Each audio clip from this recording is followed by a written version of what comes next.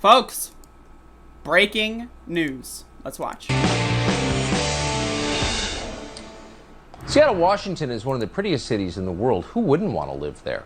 That was the state of Seattle just a couple of years ago. Now the city is on the verge of collapse.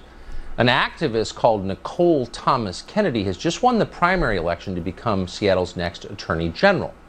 That means she's essentially guaranteed to win the general election in November.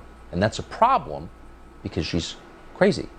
Nicole Thomas Kennedy recently tweeted that, quote, property destruction is a moral imperative. Seattle-based talk show host Jason Rance is our man on the ground in the Pacific Northwest. He joins us tonight for an update on this. Are we misreading? Jason, thanks for coming on. Are we misreading this? No, you're reading it exactly as it was intended. Nicole Thomas Kennedy might be the most dangerous candidate running for office in the entire country. Unfortunately, in Seattle, she seems to actually fit right in. So she doesn't just endorse property destruction, she actually celebrates it. I mean, if you take a look at her campaign video, for example, it highlights a logo of a black fist and a pink umbrella, which symbolizes the violent movement that created the autonomous zone CHOP.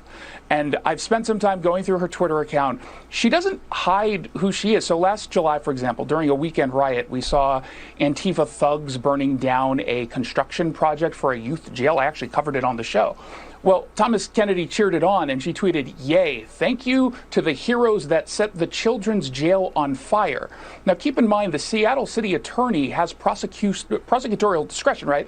So she says, I'm not going to prosecute misdemeanor crimes that are committed by the homeless or by people who are low income.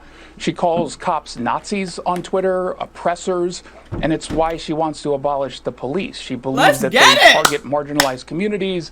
It's a system of white supremacy. You've heard the spiel before. Now, in one tweet, she actually summarizes her approach to the Seattle City Attorney's office. She says, progressive prosecution alleviates the problem of injustice in the same way philanthropy alleviates the problem of poverty.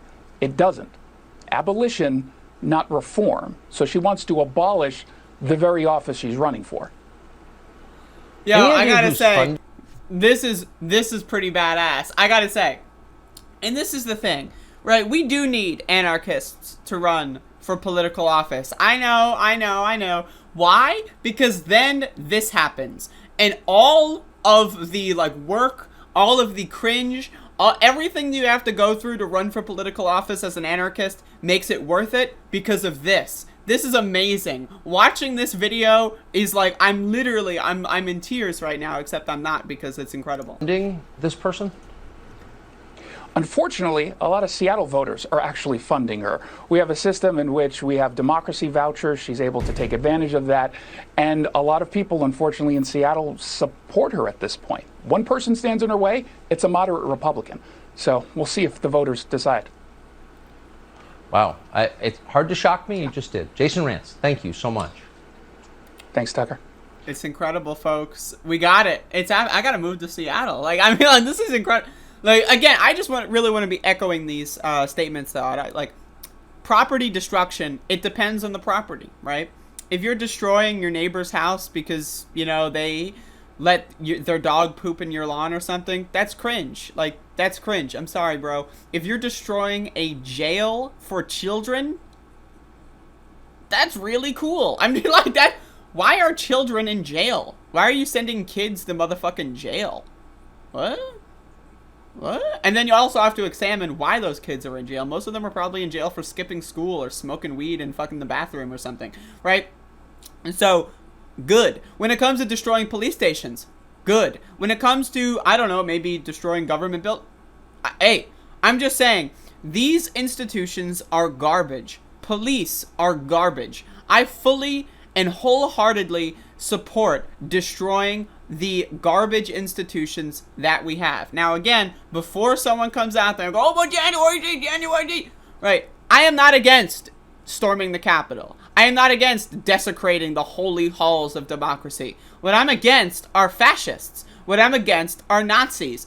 Police are Nazis. That's why they opened the doors. Why do you think January 6th was even allowed to happen? In 2020, right, late May and early June, there were a bunch, a metric fuckload of protesters in Washington, D.C. They didn't get in the Capitol. You want to know why? Because the cops didn't let them in. It wasn't an inside job. Whereas on January 6th, it was an inside job. That's why they were allowed in there to begin with. Right? You need to understand what that is. They opened the fucking doors because the cops are on the side of fascism. They thought, maybe I'm going to support the next Trump dictatorship. That's what they thought, and they opened the goddamn fucking doors for them, right? You look at how they stationed literal neo-Nazis in the DC National Guard. It was exposed in late July that in June, they had actual deployed neo-Nazis with guns working for the United States government, right, facing Black Lives Matter protesters that were rightfully upset with police